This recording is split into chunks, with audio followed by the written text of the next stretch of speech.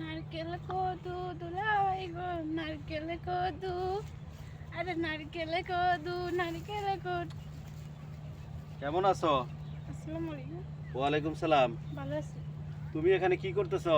এই তো দাঁড়িয়ে আছি। তো তোমাকে বাড়ি কোনে? এই যেখানে। এখানে।